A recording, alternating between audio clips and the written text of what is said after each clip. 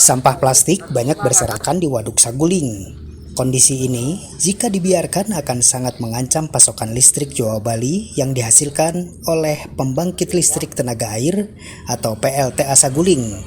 Untuk mengatasi ancaman itu, PT Indonesia Power Saguling atau POMU bersama unsur TNI dan Polri, relawan pegiat lingkungan, dan masyarakat sekitar melaksanakan kerja bakti membersihkan sampah di Waduk Saguling pada Sabtu 12 Maret lalu. Hasil dari kerja bakti itu lebih dari setengah ton sampah plastik, sampah rumah tangga, dan eceng gondok dibersihkan dan diangkat dari kawasan Waduk Saguling yang berada di sekitar Kecamatan Cihamplas, Kabupaten Bandung Barat. Aksi pembersihan sampah itu diikuti oleh sebanyak 100 personil, dipimpin langsung General Manager PT Indonesia Power Saguling, POMU, Lukman Nul Hakim. Lukman mengatakan aksi pembersihan sampah di Waduk Saguling ini bagian dari mengisi Hari Bakti Rimbawa Nasional dan untuk menyukseskan presidensi G20 Indonesia. Lukman menambahkan, aktivitas pembangkit listrik di PLTA Saguling butuh daya dukung lingkungan yang lestari dan bersih agar menghasilkan produk listrik maksimal.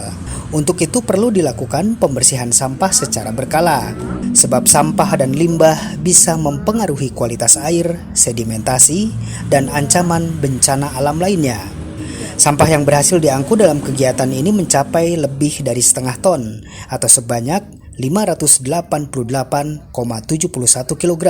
Terdiri dari sampah organik sebanyak 341,7 kg dan anorganik 247,1 kg. Sampah itu akan diolah di Biomass Operating System Saguling menjadi briket, sehingga bermanfaat bagi PLTU untuk bahan bakar dan bisa berkontribusi dalam reduksi CO2. Lukman juga menuturkan bahwa sampah jadi produk yang bermanfaat untuk bahan bakar PLTU, sedangkan lahan di bantaran sungai yang dibersihkan akan menjadi hutan tanaman energi atau HTE dengan ditanami pohon energi seperti gamal, lamtoro, dan kaliandra. Terkait dengan Hari Rimbawan ya, Hari Rimbawan Nasional tahun 2022. Yang kedua adalah ikut juga mensukseskan presidensial G20 sebagai bagian dari citra Indonesia Power sebagai penyelenggara G20. Yang ketiga tentu dengan kelestarian lingkungan alam kita ya, terkait dengan proses kami di pembangkitan yang butuh support gitu ya, lingkungan yang alstari gitu ya, sehingga tentu bisa menghasilkan produk listrik yang bisa maksimal gitu ya. Ini bagian dari kami, untuk kami juga gitu, kita untuk kita. Saya kira dari PT Indonesia Power seperti itu. Ini berapa orang personil yang terlibat, terus sampah yang dikumpulkan nanti itu akan dijadikan apa Pak rencana? Total kurang lebih ada 100 personil di sini. Kemudian sampah ini kita akan olah menjadi biomass operating system dari Saguling atau BOS. Dan ini bisa bermanfaat untuk juga co-firing dari PLTU. Jadi kita bisa berkontribusi dalam mereduksi CO2 untuk pembakaran di bahan bakar untuk PLTU. Gitu. Ini sekarang kondisinya dari Saguling sendiri gimana nih Pak? Saguling sekarang beroperasi dengan baik, ya bisa maksimal operasinya. Dan untuk mensupport dari kondisi ketegangan sistem Jawa Bali ya, peranan Saguling saat ini masih insya Allah masih maksimal. Kalau kondisi waduknya sendiri Pak? Kondisi waduk secara umum masih oke, gitu ya. Tapi memang ada ancaman-ancaman alam yang perlu kita kerjasama ya dengan segenap stakeholder yang ada. Apakah dari sampah yang kita lakukan pembersihan ini tentu akan mengaruhi kualitas air, kemudian limbah-limbah juga, gitu ya. Pendangkalan, sedimentasi dan lain-lain itu yang tentu bagian secara proses itu akan terjadi dan harus kita kendalikan, dan kita butuh kerjasama dari segenap stakeholder yang ada, kami, masyarakat, bapak-bapak muspika, ya semua stakeholder yang ada yang berkaitan dengan lingkungan, ya, karena ini erat sekali ya kalau deltanya dengan lingkungan. PT Indonesia Power Pak Ahsin Sidki beserta Bupati Bandung Barat ya Pak Hengki sudah melakukan penanaman perdana tanaman hutan tanaman energi kaliandra di Cipendei Itu akan diteruskan dengan penanaman di area lain, bantaran Waduk Saguling ya, dengan tanaman energi tadi yang nanti akan bermanfaat bagi tadi ya, pembuatan biomas yang digunakan untuk co-firing PLTU.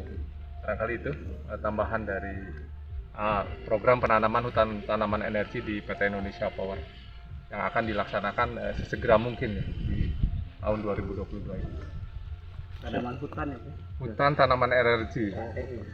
Sementara itu, Dan Ramil Cililin Kapten Infanteri Handri Gunawan mengatakan pembersihan sampah di aliran Sungai Citarum yang mengalir ke Saguling harus secara berkala dilakukan, sebab tidak menutup kemungkinan masih ada masyarakat yang membuang sampah ke sungai. Handri Gunawan mengatakan perlu ada edukasi dan contoh langsung agar masyarakat tidak buang sampah ke sungai.